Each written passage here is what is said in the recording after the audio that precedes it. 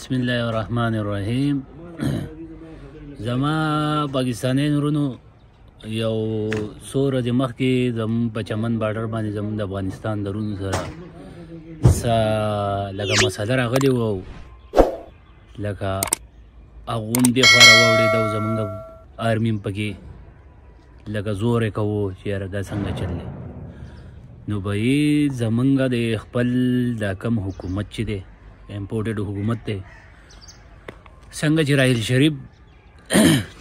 دا نیشنل ایکشن پلان وکم یو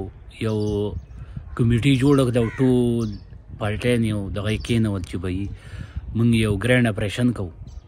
نو دغه شان د افغانستان دا مسله ده، ټوټل پاکستانیان کومې پارټۍ نه زمونږ چې نوم یې پارټي دی هغه دې کېنئ او د دې څه حل وباسي. زمونږ د پاکستان حکومت د ادارو ته دا دغه دی چې به د افغانستان د رونو نه بس په قلاره کېنئ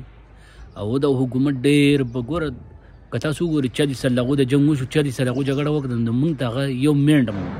لکه موږ ته صبر نه کوي او هر ټایم د هغو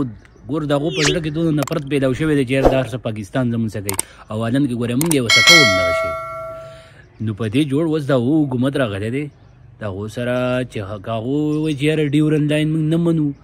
نو هغو به بله یو مطالبه کوي، هغه اوسه کېدی چې به یې په کوم ځای کې راځه باډر دی هلته اوسه کېده. که نورې څه خبرې د هغې، نو زموږ د دې حکومت د دا فیل دی چې به یې ټوټل قوم څونه پارټۍ دي دا دې کښېني او افغانیان وروڼه دې راوغواړي چې به یې څه غواړئ. هغه خبره د افغانستان د هغو به څه غواړي، او صرف دغه تورخم او چمن او دغه باډر به کولا وهل غواړي. به یې دغه ورته کولا وکړئ یې به مکمل ویې منئ چې هغه چې مونږ ومنئ پاکستان دې مونږ ومني په دنیا کې چې ویې منه، که دنیا خو نه ورانېږي. ته اسرائیل نه مني نو دا پکې ومنه. کشمیر د دنیا ملکونو دغه کړی دی مني چې دا د پاکستان دغه ده او د دنیا یې نه مني چې دا د پاکستان حصه نه ده. نو زمونږ بیا پاکستان ته دغه دی چې به د افغانستان په دې مسله باندې په سنجیدګۍ سره کار واله، ځکه چې دا د دې دغه د بلاول بټو دی او د دې دغه لرې کار نه دی،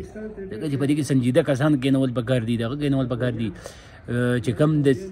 د افغانستان په سیاسي دغه باندې انتهایي پایې باندې میچیورټي پایې باندې کار کولی شي، هغه باندې هغه پوهیږي، هغه کسان پکې کېنول کړی، لکه شاه محمود قریش به شانتي، لکه دا نور چې مسلم لیگ کې هم کسان شته دی،